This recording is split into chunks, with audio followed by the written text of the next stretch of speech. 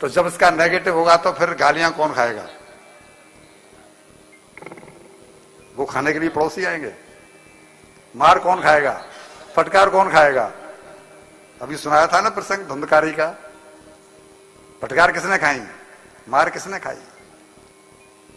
समझो, हमारे पास समय नहीं है, हमें गौशालाओं के नंबर देने हैं।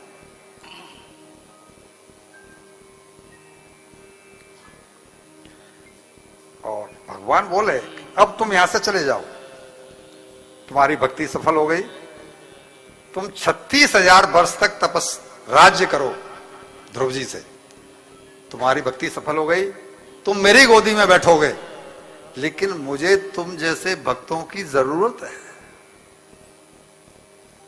भगवान जो धनवान बनाता है ना आप जैसे सेठों को, वो चुनता है कि इस व्यक्ति को मैं पैसा दूं और इसके द्वारा खर्च कराऊं,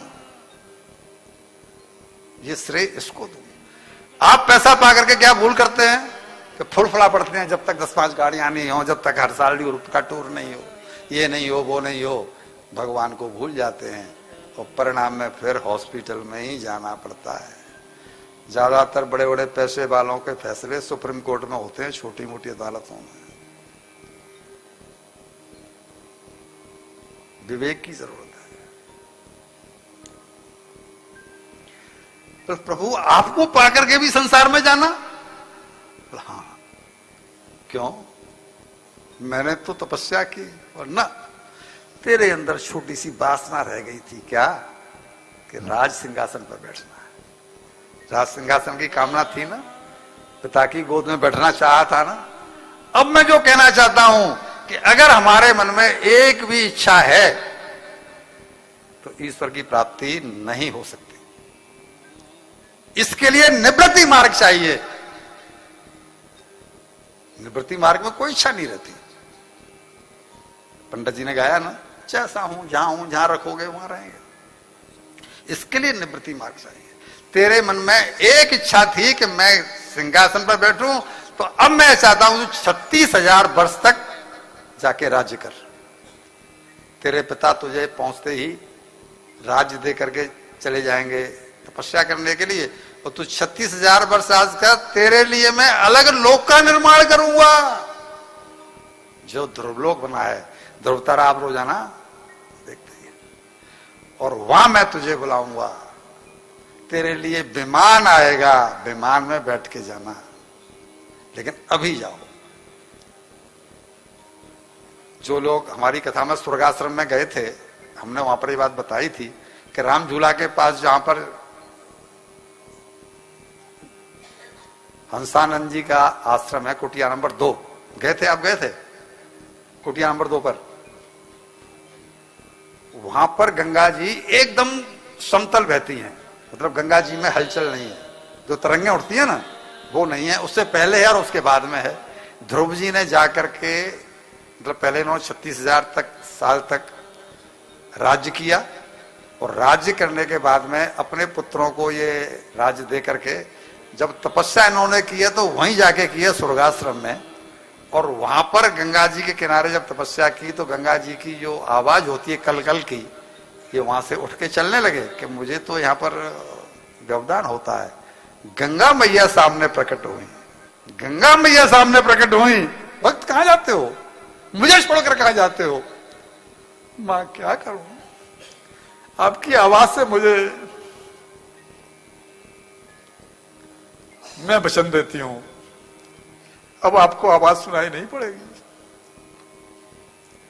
हमारे भारत में, हमारे यहां कितने बड़े बड़े, कितने महान तीर्थ हैं, हम लोग अभागे हैं। प्रमाण है, हम तो वहां पर 6-7 महीने रहते हैं।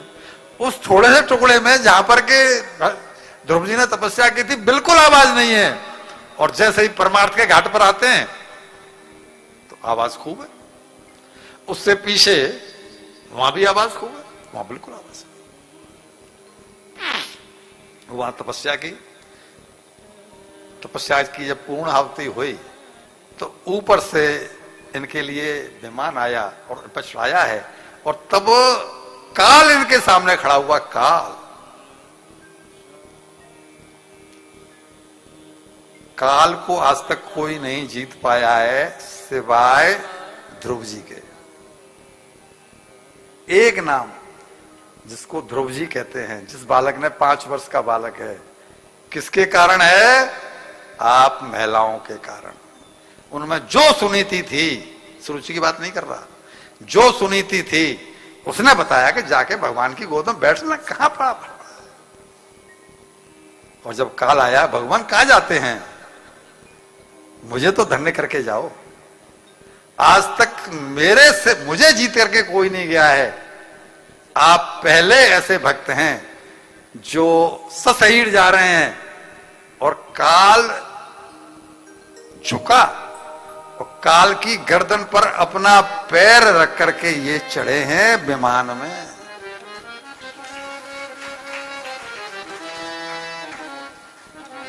उधर नारद जी, ये मैंने सुनाया आपको इनका ये कि ये क्या से क्या हुए। उधर नारद जी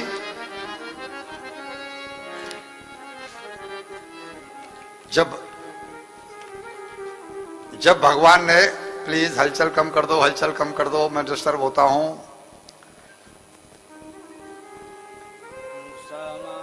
जब भगवान ने कहा कि आप जाओ बेटा और जाके 36,000 साल तक राज्य करो, ध्रुव जी वहां से चले और इधर जाकर के जो उत्तानपाद इनके पिताजी थे, उनको हमने आपको बताया कि इसके बाद में तो उनकी बुद्धि खुल गई थी। उनको मालूम पड़ गया कि मेरा बेटा तो भगवान की गोदी में बैठेगा।